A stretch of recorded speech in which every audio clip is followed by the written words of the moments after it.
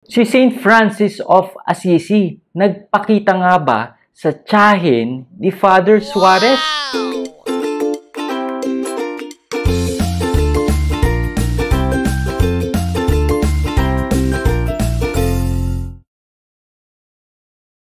Mga ka-faith, una sa lahat gusto kong pasalamatan lahat ng mga sumuporta at bumili ng ating mga merchandise item.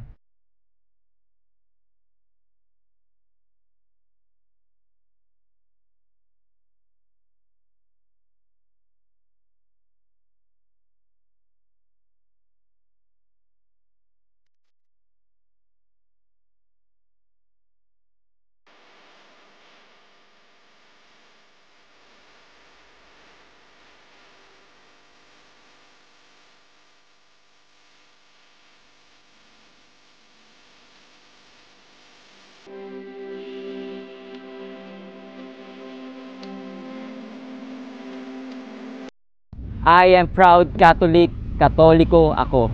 Hello mga ka-faith!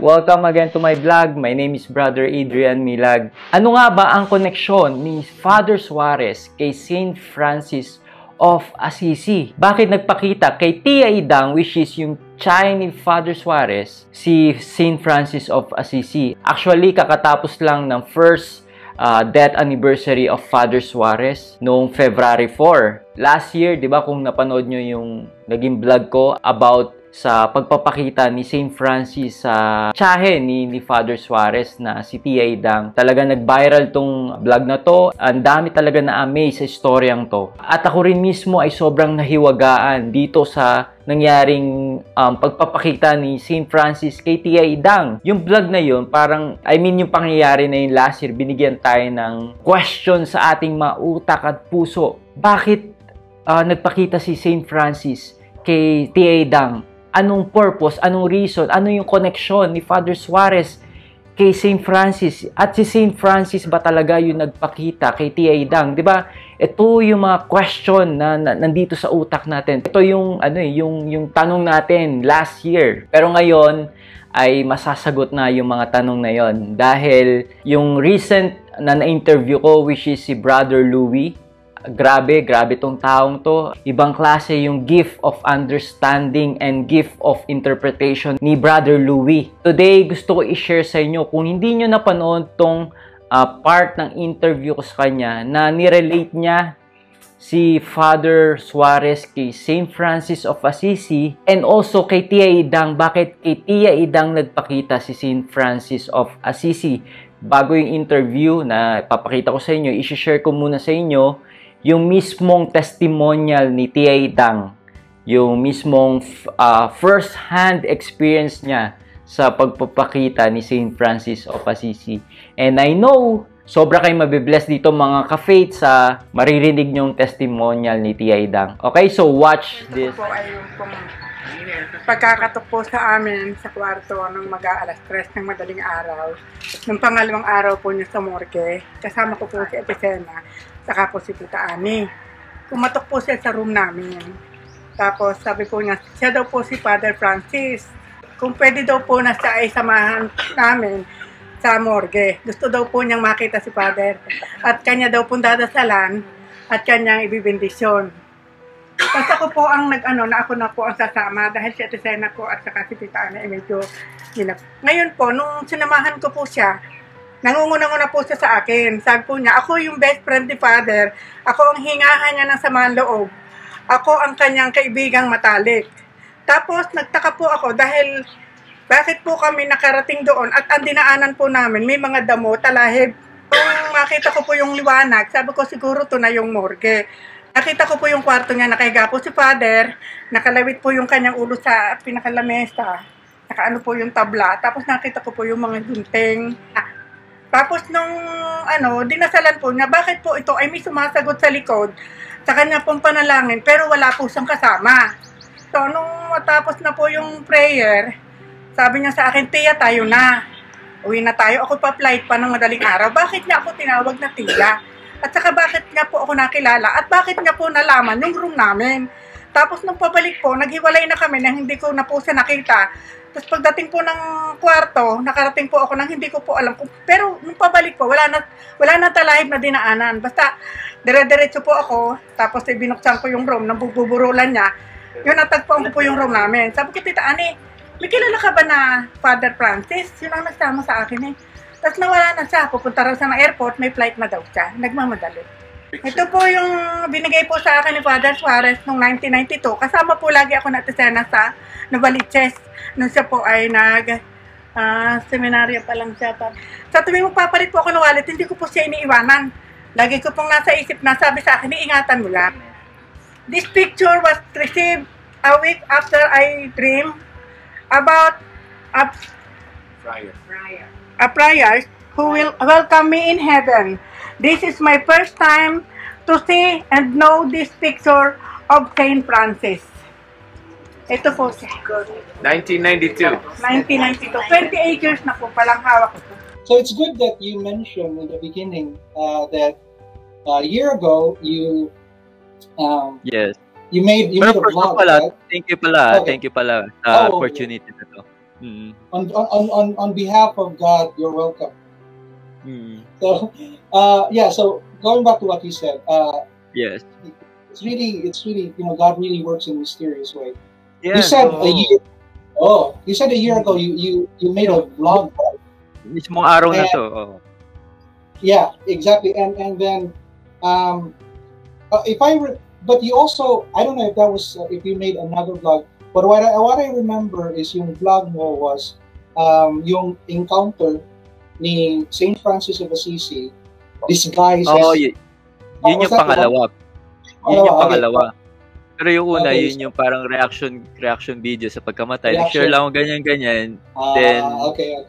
mga ilang araw lang, I bump into this article. Nakita ko yung card. Then, Yeah. ayun, gumawa lang ng video. Di ko na-expect na lalaki siya talaga. Ang daming almost okay. 100,000 views.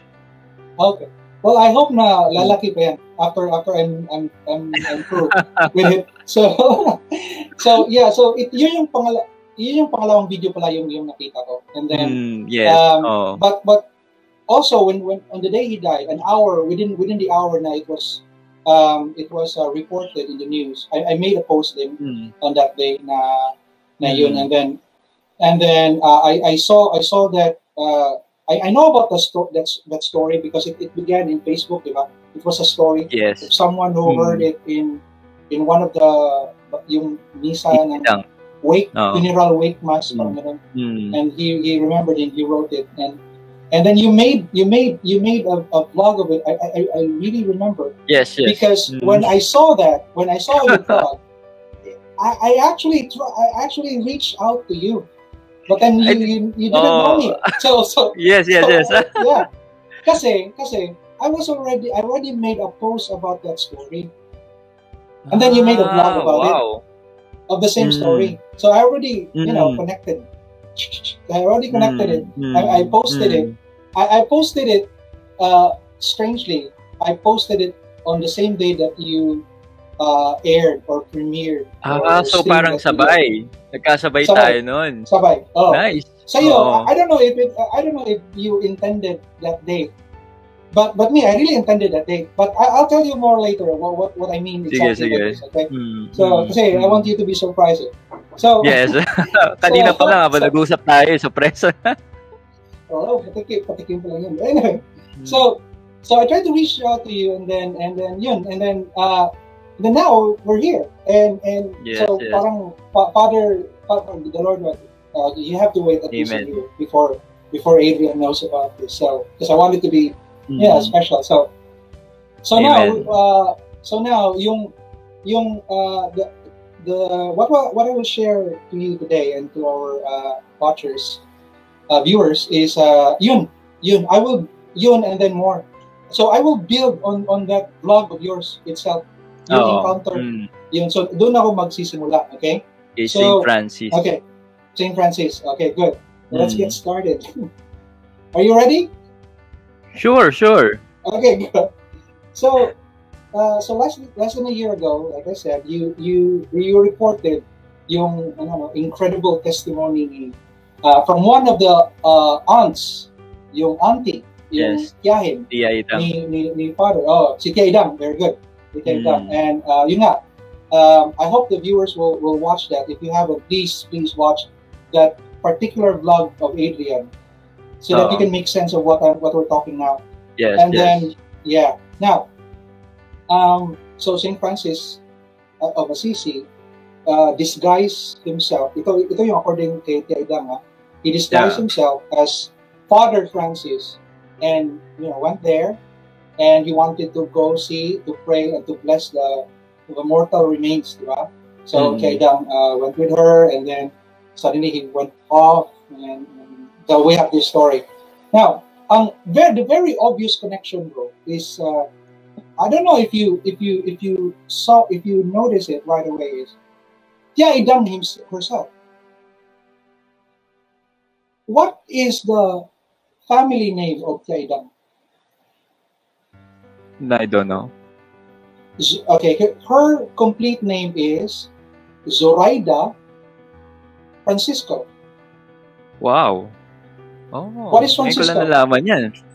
Francis. It's either Spanish or Italian for Francis in English. Yes. So it makes sense that of all the people there in the wake, it makes sense that it's Tia Idang who accompanies Saint Francis of Assisi, disguised as Father Francis, to where the remains were, because yung family name ni Tia Idang is the name of the saint himself.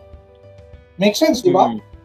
Yes. Okay, makes sense. Okay, that's the easy one. Well, I'll start with the easy ones. Okay, the next one. So yung kasunod is the Pope. Okay, the Pope. So Father Suarez died last year, right? Who is our Pope since last year and even now? Saint Francis. I see, Pope Francis. But that's good. That's good that you misname him, because sinong santo yung kinunan ni Pope Francis ng name niya, ng regnal name niya? Saint Francis. Francis of Assisi. He said that himself, diba? He was then Jorge Cardinal Bergoglio, and then he chose Pope Francis. First time in. Why? Yeah. Why? Why did you? Which Francis? Francis of Sales? Francis Xavier? No, Francis of Assisi. Okay, the poverello of the poor man of Italy. And then, so yun. Now, some tell me that's not a big deal. So many priests died while Pope Francis was still the Pope. Is still the Pope. Even bishops, and he's been Pope. That's not a big deal. Okay. Now, okay. Let's grant that.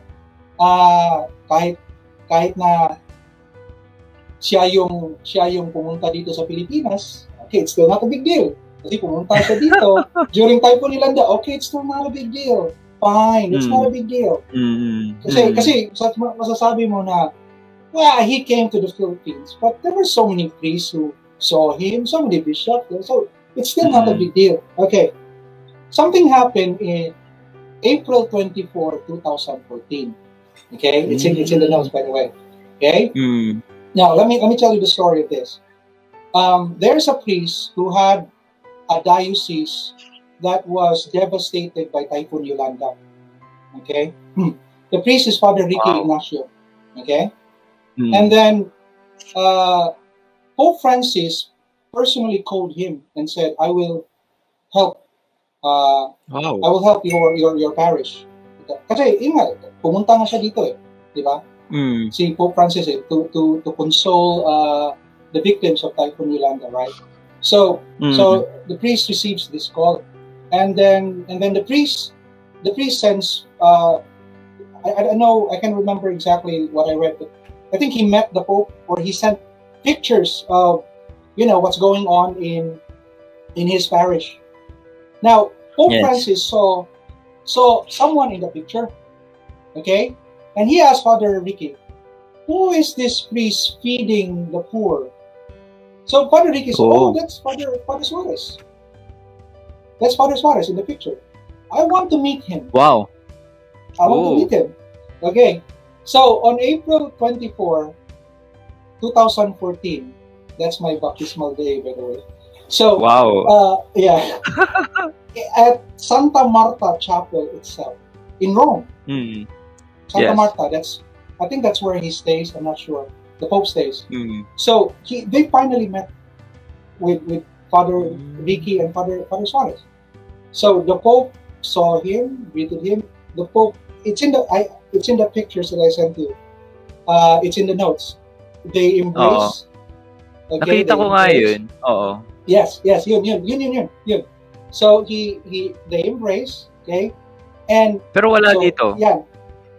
What's the notes? No? Wala dito. Okay. Oh, wala. Maybe okay. I'll send it again. Maybe hindi siguro na update. Okay. So dun sa pero nakita ko yun. Yung picture na yun. If nakita mo din, okay. So, anyway, sa ibang page nakita ko yun, yakap-yakap siya ni okay. Not in my notes pala. Okay.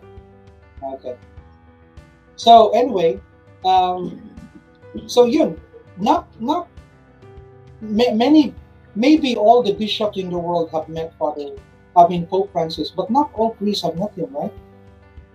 So yes. Yun, masasabi mo, that's not a big deal anymore to have met the Holy Father. Even more, to have been embraced by the Holy Father. Diba? Wow. That's no longer a big deal. But here's the best part. The Pope did this. He took off his skull cap, yung puting hat. Wow. He gave it to Father Suarez. He said, wow. Yes, he said, let me find out. This is for your seminary, the missionaries of Mary, Mother of the Poor. Go forth for the kingdom of God. And that skull cap is now with the religious order, yung Society of Apostolic Life, that Father Suarez himself founded. If you look again dun sa document shared yung sa Google Docs, I attached a picture there na yung mga seminarians ni Father Suarez are kissing that skull cap. Okay? So how many priests do you know are given the skull cap of a pope? Yeah. Not many. So yes. It is a big deal that Father Suarez died in the pontificate of Pope Francis. Because this is the Pope who named himself after Saint Francis of Assisi and gave him a skull cap, and then the saint himself visited Father Suarez. So it is a big deal. Okay. So yun. Now, let's go now to so the next one is yung huling Sunday Holy Mass ni Father Suarez. Okay? And actually I sent you a link dun sa the video recording ng misa ngayon, mismong misa. So yung huling Mass niya, and it's touching for me because yung last Sunday, kasi he died on a Tuesday. Yung last Sunday Mass ni Father Suarez was in the municipality of Balambang in the province of Cebu, my province. Okay? Wow. Yun yung huling Sunday Holy Mass niya. And yung society niya confirmed this to me that he only celebrated one Holy Mass on that day. So that was the only Holy Mass on that day. And by the way, that was February 2. Candelaria. Yes. The last Sunday Holy Mass of Father Suarez was the solemnity of the presentation and Candelaria. That was the last Holy Mass. Where did he celebrate that last Sunday Holy Mass? I think you can guess the parish. What is the parish? Sa Tagum? Ay, hindi, sorry. No, which saint have we, which saint have we been talking? No. Saint Francis. The parish of Saint Francis of Assisi, yes, municipality of Balamban, province of Cebu. The last Sunday Holy Mass, yung pinaka-important na misa na maseselebrate ng isang pare, on a Sunday, because that is the day of the Lord, he celebrated it in a parish devoted to Saint Francis of Assisi. Wow. So, makikita mo na, di ba? The signs are very strong already. And then, so yun. Okay, now let's go to your vlog. This is the most exciting part. Your vlog. Okay. Yes, now, yes. So vlog mo, yes. I love this part. So sa vlog mo is, okay. Sa vlog mo, I don't know if you saw, did you happen to see yung actual video recording ni Tia Idang herself? Hindi ko nakita yun. Nakita ko lang yung mismong parang article. I linked to it in my notes to you. I linked to it. Sige, check ko yun. Hindi ko pa napanood yun eh. Okay, good. So I'll fill the details na hindi kasali dun sa Facebook story kasi may medyo mga detalye dun na hindi nasama dun sa Facebook story. Yan yung maganda. So Tia Idang mentions na Father Suarez gave her yung old laminated picture ni Saint Francis of Assisi. Sabi ni Tia Idang, he gave her when Father Suarez was still a seminarian in Novaliches. Okay? So, okay. Now, what is this seminary in Novaliches? Yan. So Tia Idang said, Father Suarez gave that to her, when he was still a seminarian in Novaliches. Now, if you look at the date there, it says 1992, di ba? So this is the year that si Father Suarez finally answered the call, the vocation to the priesthood. So he entered a certain religious order. I'll tell you later what that order is. So he entered a certain religious order, bro. But yung religious order na to, yung formation ng house niya ng religious order is in Tagaytay. It's in Tagaytay in Cavite, okay?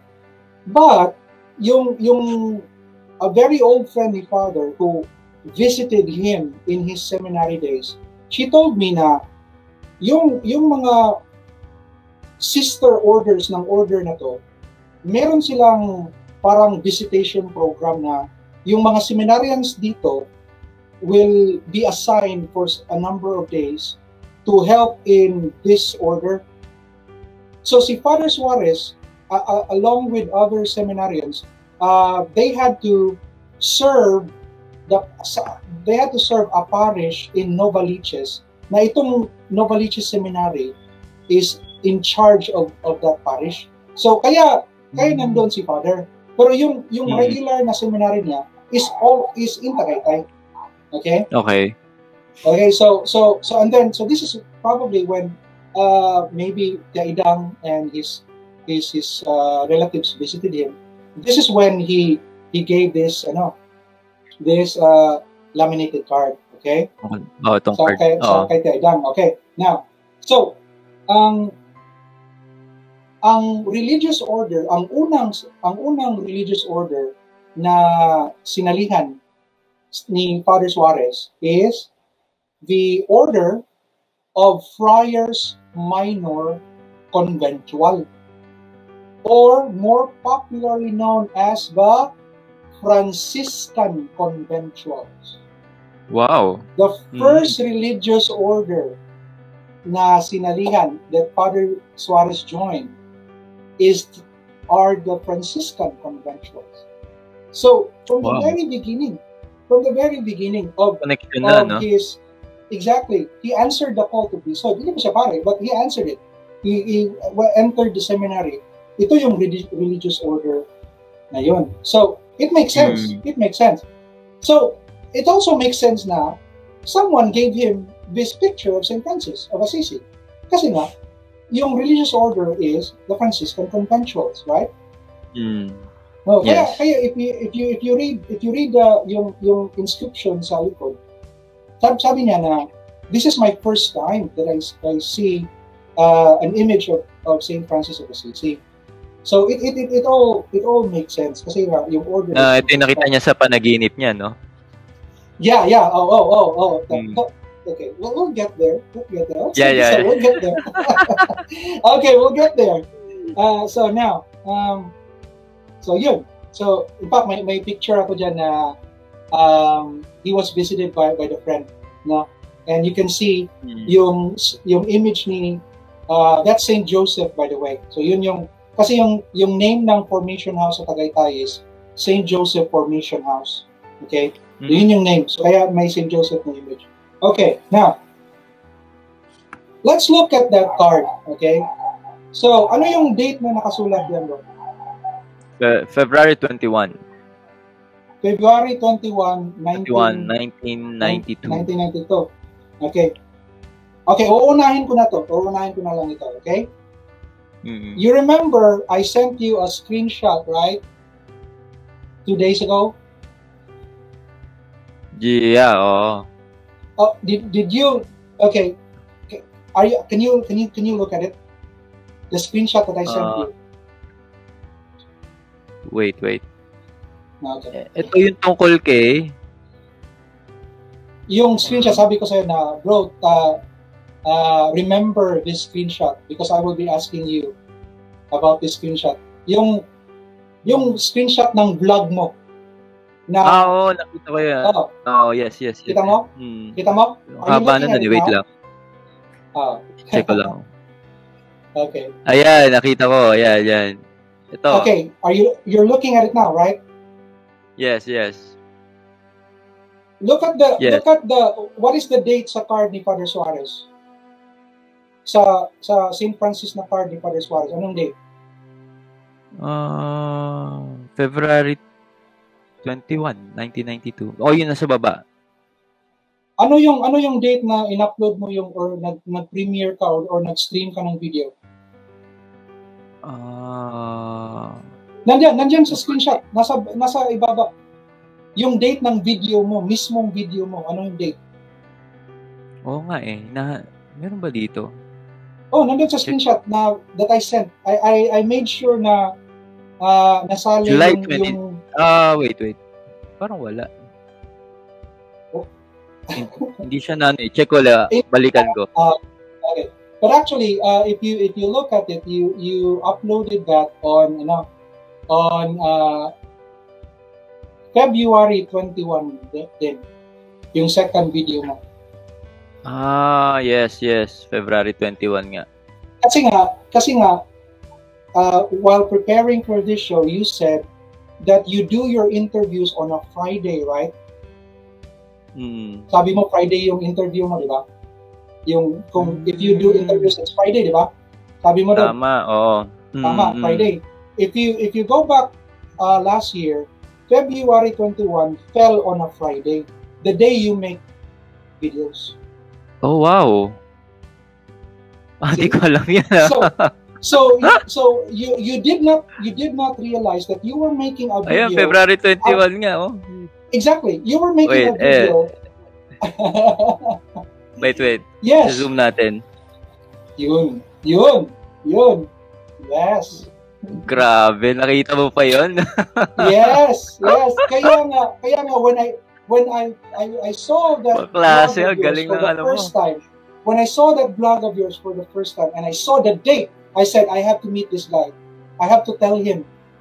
And now I'm given the opportunity to do that almost a year later. So you were making a vlog. You were making a vlog about a picture of Saint Francis that Father Suarez wrote, dated February 21. You're making the vlog on the same day that ng date, February 21. Hindi ako aware niyan eh. Oo nga. Well, that's my job, bro. That's my job. Anyway, so yun. So, kaya nga, when you say, let me just go back. You keep saying, ito talaga when the blessings came in, sa akin because I started a video of Father Suarez. This is a sign here. That's the sign there. February 21. Wow. It was arranged by Father Suarez. That was him telling you, for me, this is my opinion, that was him telling you, Adrian, I will ask God to bless you. And this is the sign. You're making a video about a car that I dated February 21, 1992. And years later, you'll make a vlog on exactly the same day about the car. Diba? Grabe. So, wow. Parang ako personally, hindi ko pa siya na-meet eh. Hindi ko siya kilala personally. I mean, 'di ba parang how in this world, 'di ba parang grabe. Bro, do you think you're the only one who hasn't met Father Suarez? I haven't met Father Suarez. I haven't met him. Only my father, my parents, and an uncle, one uncle of mine. Only they have met. I've never met Father Suarez. I only see him nakita ko lang sa malayo. Yes, pangalan, exactly. sobrang daming tao eh. Parang sa likod na likod ka eh. So all of these that I'm writing, they are from articles, from interviews of people close to him. So really, I have no direct contact of Father Suarez. Anyway, let's go on. So now, so Father Suarez there, February 21. There's something special about that day, bro. There's something special about that day. Now, kasi, and this is the story. Before, when Saint Francis of Assisi, when God began to change him, okay, remember, he's like Saint Augustine. He was living a very worldly life, diba? And then God started to change him, and there was a time and then hindi pa alam ng parents niya kung ano na talaga yung nangyayari sa kanya. So there was a time when he joined the beggars at St. Peter's Basilica. He was begging for alms to stay alive, and he goes to lonely places and he prays to the Lord. He keeps asking the Lord, "What's the plan, Lord? What's happened? What's going to happen to me now? What's the plan? What's the plan?" One time it was he saw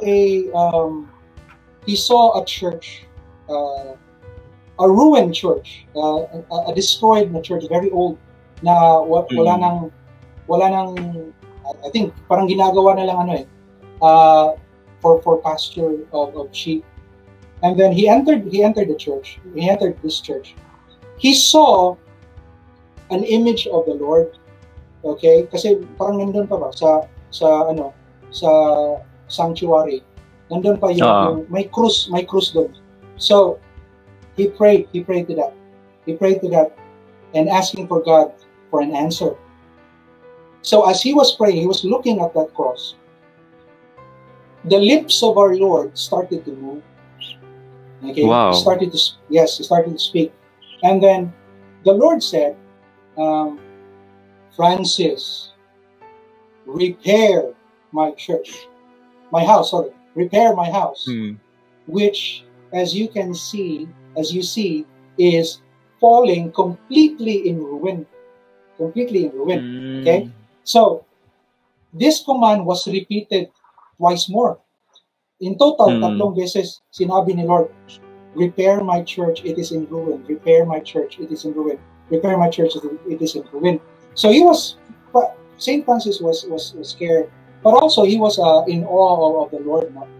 And really, dito nagsimula yung the Lord started to reveal to Saint Francis of Assisi ano yung mission niya.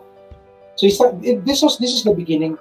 And actually, what he did was, he thought na, yung old na church na yun yung ipapa-repair ni Lord. So he started repairing it. But actually, the Lord meant more, not only that church, but also the church itself. The church itself. Kaya binuo ni Saint Francis of Assisi ang order ng mga Franciscans precisely to answer this call of the Lord to repair His church. Now, yung church na yun, that was the church of San Damiano. Saint Peter Damian, the church of Saint Peter Damian. Okay?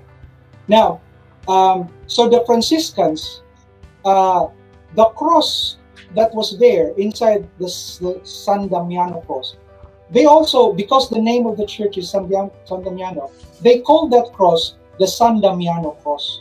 And in every Franciscan house, you can always find that cross. Yes, you can always find that cross. Kaya malalaman mo na, teka, mga Franciscans ba yung nakatira dito? Kasi may San Damiano cross eh. So that's one distinguishing mark of the Franciscans, that cross. Okay, now, let's go back to the card. The card ni Father Suarez, it's dated February 21, 1992. Okay? Sino sa mga, February 21. Sino sa mga santo ang may fiesta ng February 21? Can you guess? Saint Francis? No, yung kanina. You said it kanina. San Damiano. San Damiano. San Damiano. Saint Peter Damian. Oh, Saint Peter Damian, yung feast niya, yung fiesta niya. Exactly, yes. Yung fiesta ni San Damiano is February 21. February 21. And that is the day, I think, that Father Suarez wrote that inscription sa likod ng picture ni St. Francis. So he dated it February 21. So bro, so your vlog last year, your second vlog, you also aired that on the feast of San Damiano. Kasi February 21. Oh, di ba? Yeah. Diba? See, you are connected to the card. So the card and your vlog are connected to the feast of San Damiano. Because they all have also my post for that, about that story. Pero alam ko na I will release this on February 21. Pero ako, I really di talaga ako aware, as in talaga. Okay. Disclaimer yun. Okay. Now. So now let's so yung so si Saint Francis of Assisi received his mission. Okay, it was not yet fully explained, but he received it before the San Damiano cross. Okay, the Lord was speaking from the San Damiano cross. Francis, this is my mission to you. Father Suarez joined 3 religious orders. Yung conventuals, yung una, Franciscan conventuals, for 1.5 years. Then he goes to the Society of the Divine Word, SVD, for I think 6 months. And then lastly, yung huli. Itong huli na grupo is a Society of Apostolic Life. This is the one that he joined in Canada, in Ottawa, Canada. Okay? Now remember, Saint Francis of Assisi received his mission from the San Damiano cross. Itong huling order ni Father Suarez, huling order niya, this is the order that got him ordained as a priest. Okay? The cross. Ang name ng order ni Father Suarez that got him ordained to the priesthood, Companions of the Cross. Wow. San Damiano Cross, that's where Saint Francis received his mission. Father Suarez became a priest in the Companions of the Cross. It's the same cross, the Holy Cross of the Lord. Galing, okay? Galing. Oo, cross. Yun. So, kaya it's meant na he wrote that na dun sa card niya, February 21, San Damiano. So, San Damiano connects the crosses, kumbaga. Okay? Now, pero aware kaya si Father Suarez? Bro, I think. Kung sinulat niya, this is the first time I saw the picture of St. Francis, I don't think he knows anything about this. At that time, Hindi niya, nasulat dun eh. No, sabi na, Hmm. this is the first time that I see this image of St. Francis. Diba? He probably doesn't know about all of this that we're talking. He doesn't know. Oh, he cannot even recognize. Maybe someone said to him, that's St. Francis of Assisi. Nakatulad mo na grabe yung yung talagang Oo. kaya mag-connect. Grabe. Oh my God, we haven't even talked about Our Lady of the End Times. So anyway, that's another story. So now, so yun. And then, ngayon, teka, ano ko lang yung notes ko, parang naghang yung computer ko. Anyway, so yung Connection to COVID. Ay, hindi pa. Meron pa, there's more. Hindi pa yun, no? Meron pa. Tama. Meron pa. There's more. Oh, there's still more. So now, let me find it first here, okay? San Damiano. Okay, now. Okay. Sabi ni Sarah, I believe Father Suarez will become a saint. Yan. Yes. Amen and amen. And, okay, now. So tama nga. Now, let's talk about yung sinulat ni Father Suarez, di ba? Yung sinulat niya sa likod ng card, di ba? And you mentioned this you mentioned this minutes ago. Sabi mo, he dreamed of a friar who welcomed him in heaven. Yes. Okay? Yes, okay. Now, so let's talk about that now. Now, this, you have to listen to me very carefully about this because you can easily get lost with my explanation. Okay, so I'll try to make it very simple. Okay? Sige. Yeah, kasi I'm sure medyo mahirapan yung nanonood na to follow this. It's a little difficult. So yung card na yun, sabihin natin, bro, when I give you a card, bro, when I give you a card like this one, let's say I give you a card of a saint, and then would you write something at the back of the card on the very day that you got the card?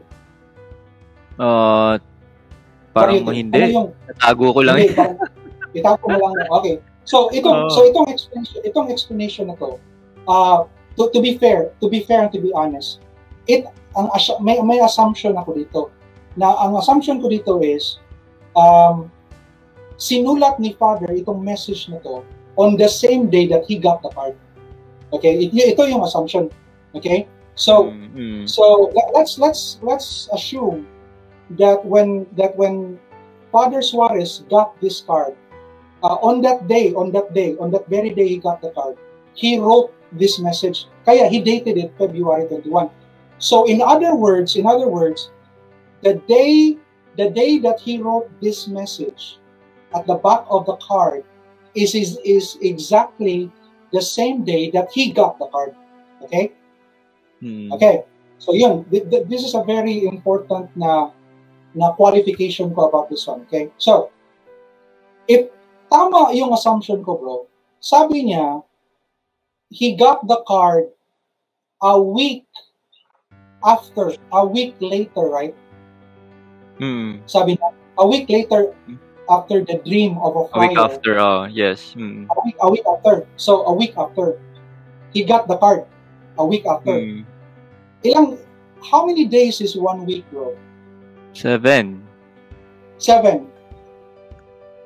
If the card is dated February 21, what is 7 days before February 21? For Valentine. Valentine's, exactly. Valentine's. Do you remember making a vlog on Valentine's Day last year? Parang wala. Okay. I can understand because it's Valentine's. But anyway. Yes. Yeah.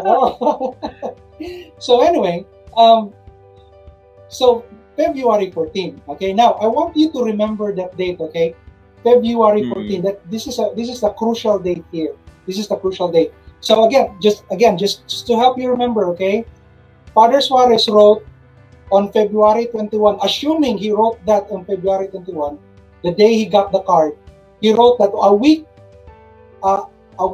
before I got this card, I dreamed of a friar in heaven welcoming me. In other words, I dream of a friar welcoming me in heaven on February 14, 1992. Kasi that's 1 week, exactly 1 week from February 21.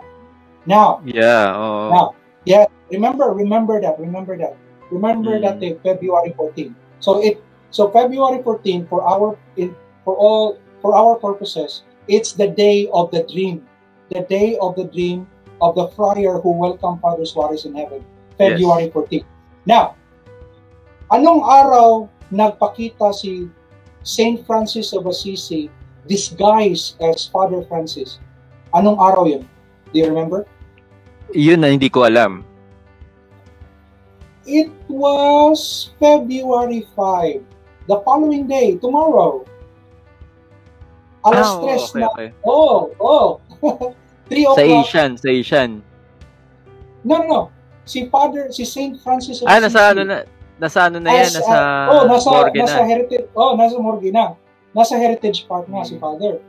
Doon nagpakita tama. According to Chaidan, doon nagpakita si Saint Francis of Assisi disguised as Father Francis. 3 o'clock in the morning, yun. Yes. Before sunset, 3 a.m. February 5. Okay, February 5. Now, February 5 to February 14. Let's count. 5, 6, 7, 8, 9, 10, 11, 12, 13, 14. 10 days. Diba? 10 days. So, from February 5 to February 14, 10 days yun, di ba? 10 days. Bro, kung may piyesta sa kung halimbawa, may piyesta ng isang santo, tapos you want to prepare to celebrate the feast of that saint. As a Catholic, what is the most common thing that a Catholic does to prepare himself for the feast of God, of Our Lady, of a saint? What is the most common thing that he does?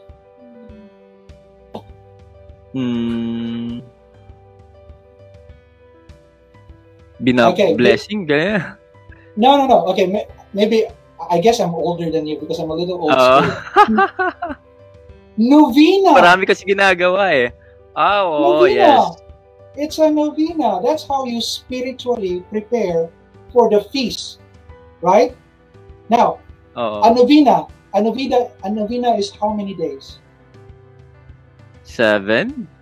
9. 9. Novena. 9. No.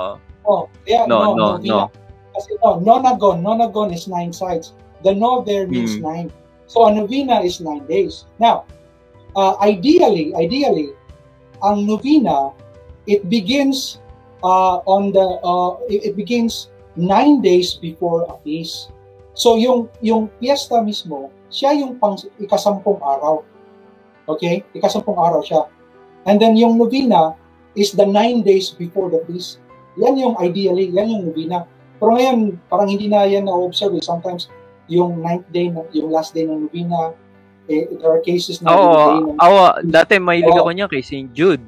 9 days. 9 days, tama. Yeah. So 9 days. So 9 days is... So 9 days, and it has to be 9 days before the day of the feast. Hindi dapat kasali, ideally, hindi dapat kasali yung araw ng fiesta sa novena. Separate sila. Kasi preparation ng novena sa feast. Now, in other words, bro, kung may fiesta sa February 14, and there's really a feast of there is a Saint Valentine, right? There is.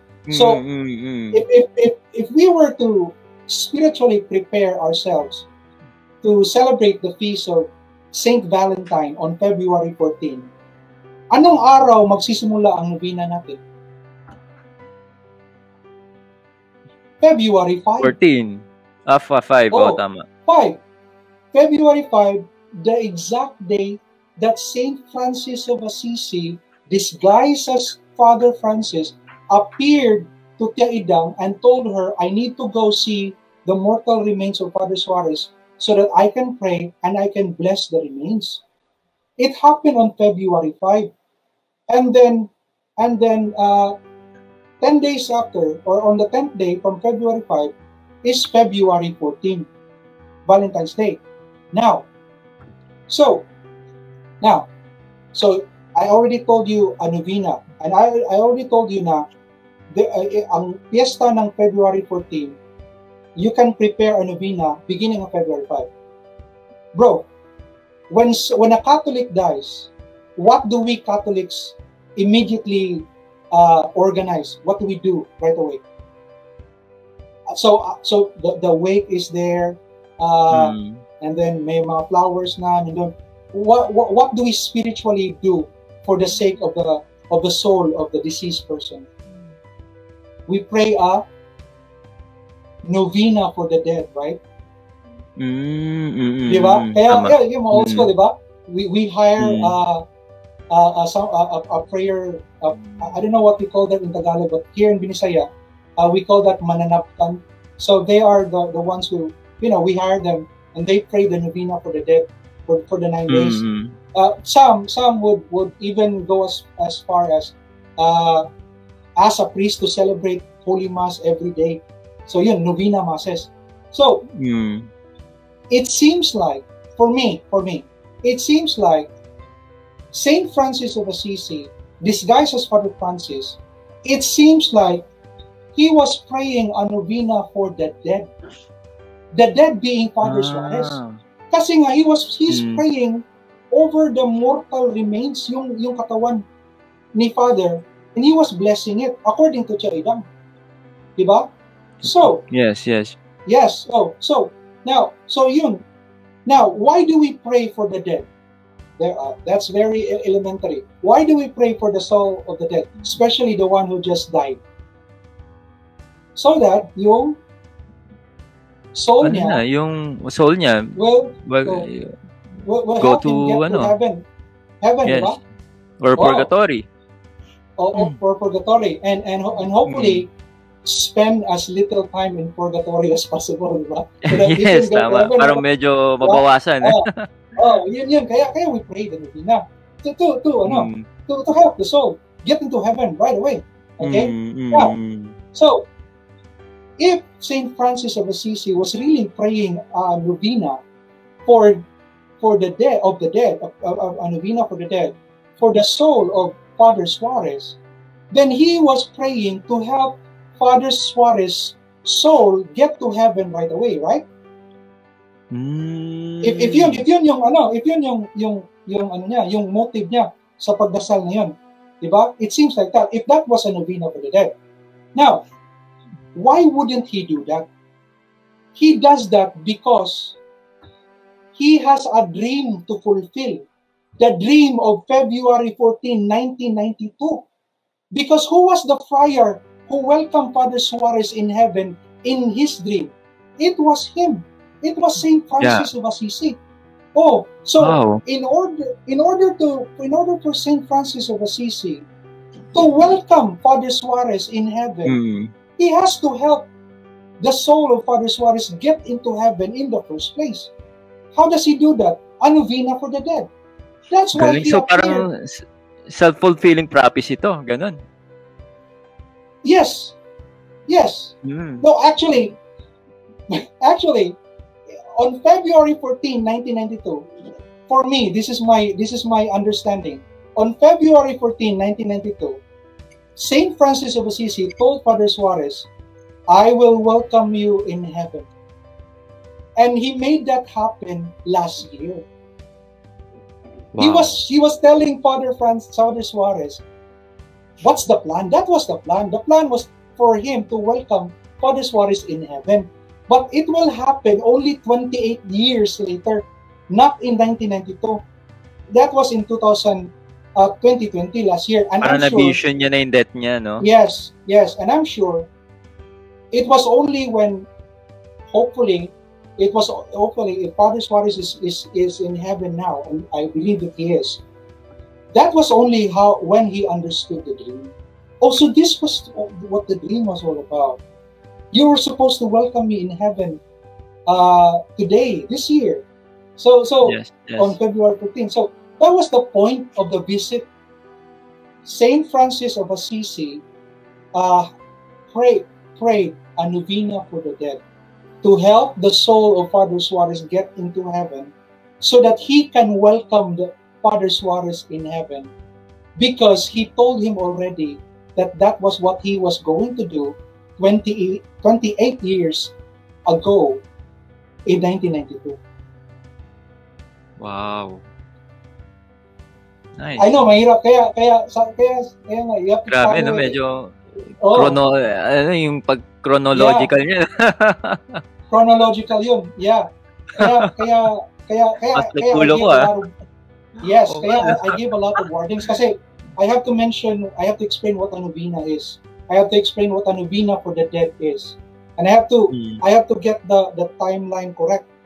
By week, February 21, 7 days before, that's February 14. So yun. Now, so you can already get a hint, Rona. If this was the plan of God all along,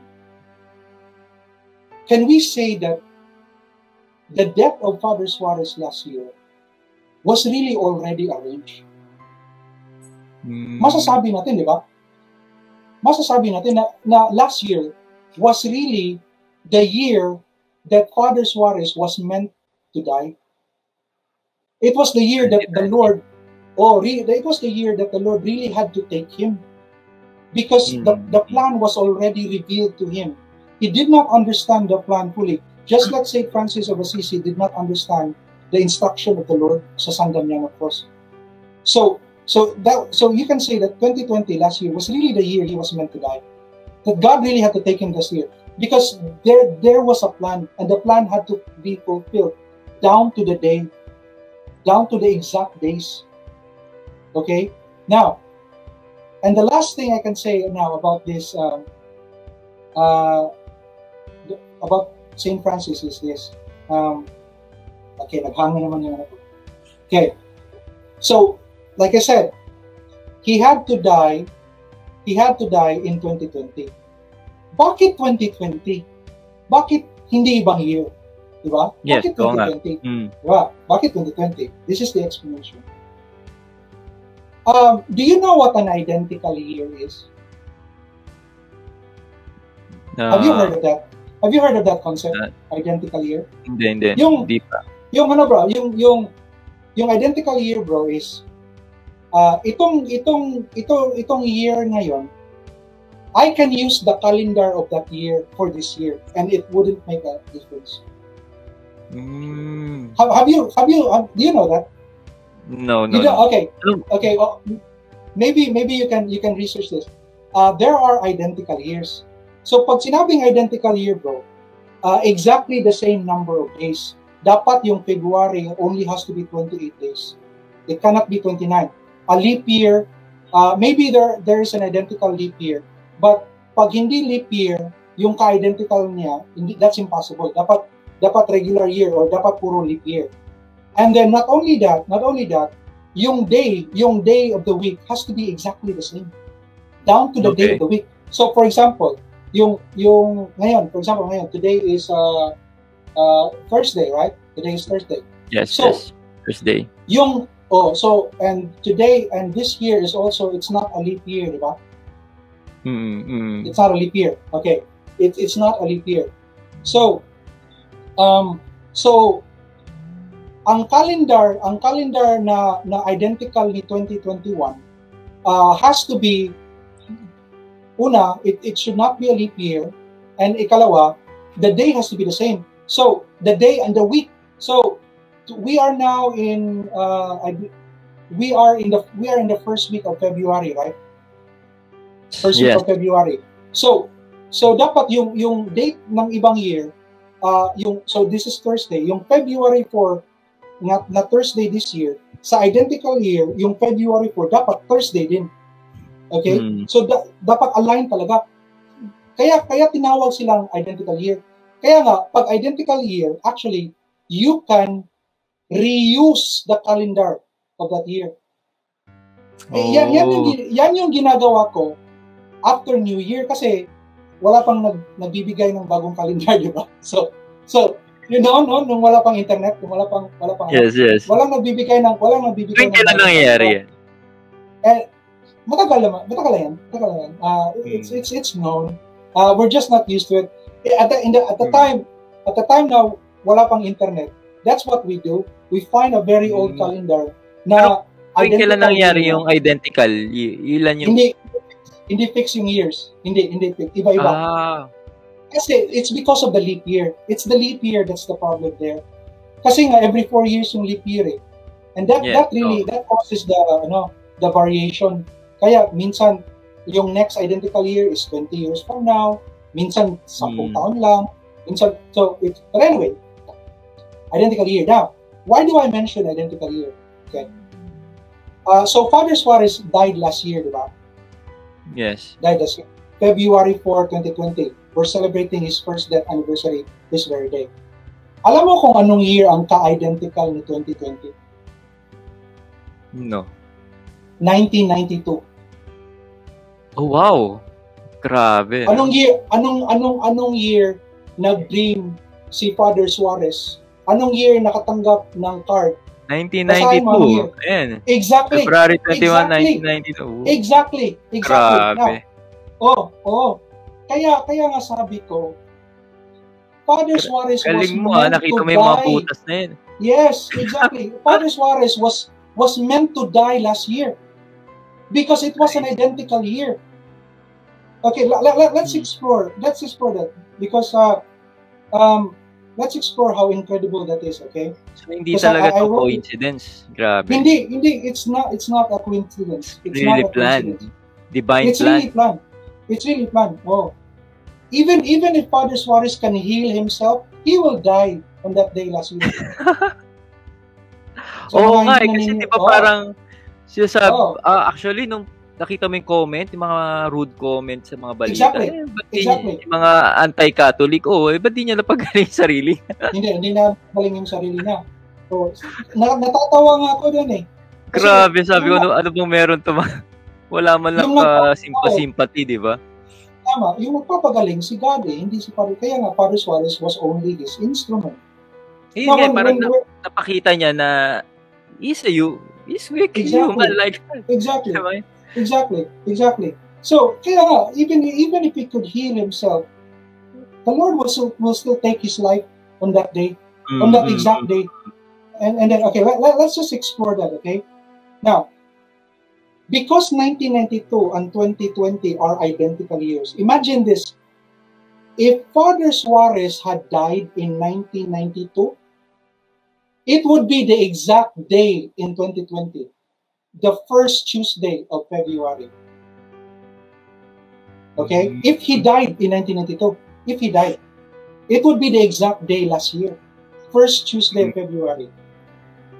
Saint Francis of Assisi, if Father died in 1992, and then Saint Francis of Assisi prayed over him the following day in 1992, it will still be the exact day last year, the first Wednesday of February. If Father Suarez had the dream of the friar in heaven who welcomed him, if he had the dream last year in 2020, it would be on the exact day in 1992. Yung dream, if he had the dream last year, it would be the exact day in 1992, which is the let me see that. The third Friday of February. If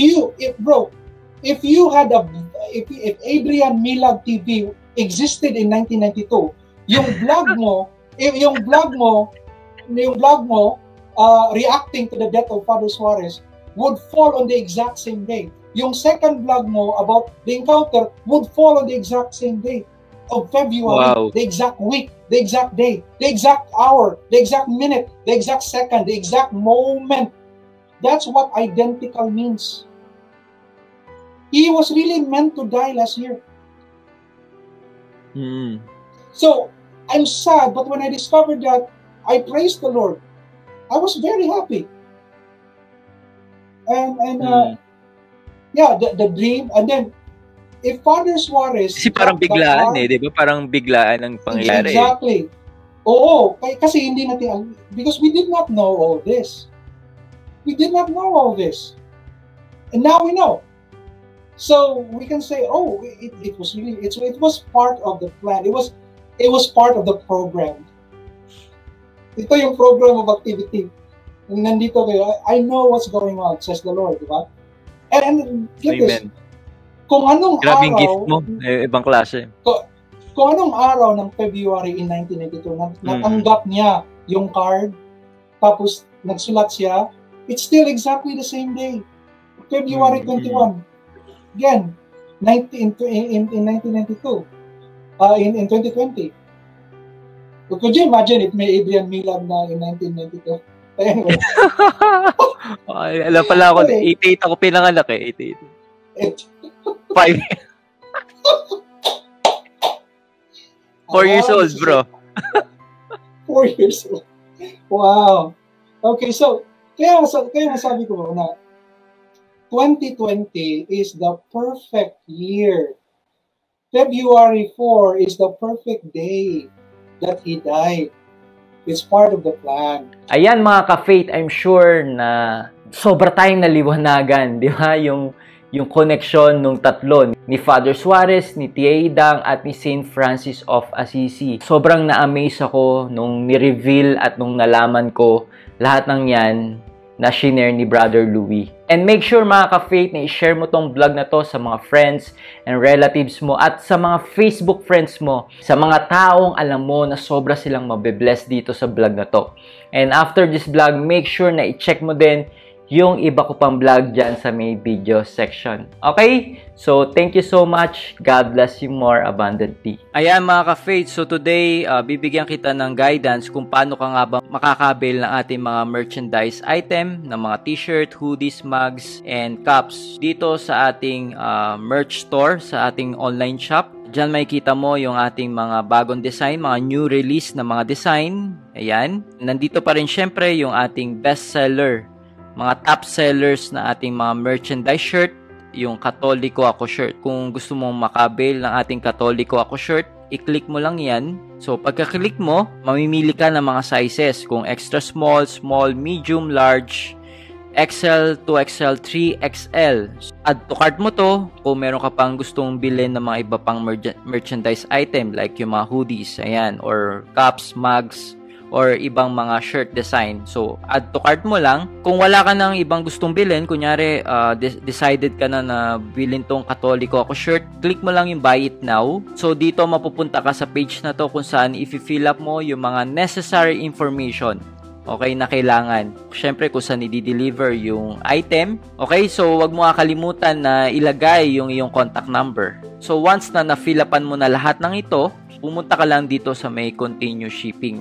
Kahit sa mang sulok at panig ka ng Pilipinas, ay pwede tayo mag-deliver. Take note na ang ating cash on deliveries ay available lang sa Metro Manila, Laguna, Cavite, Batangas, Bulacan, at Rizal. Outside these areas ay pwede kang magbayad through GCash, PayPal, and DragonPay. So sa DragonPay, nandyan yung ating mga major banks at mga major remittance center natin dito sa Pilipinas. So, piliin mo lang yung DragonPay. And nagdi-deliver din tayo international through Teespring. So, i-click mo lang to, shop here.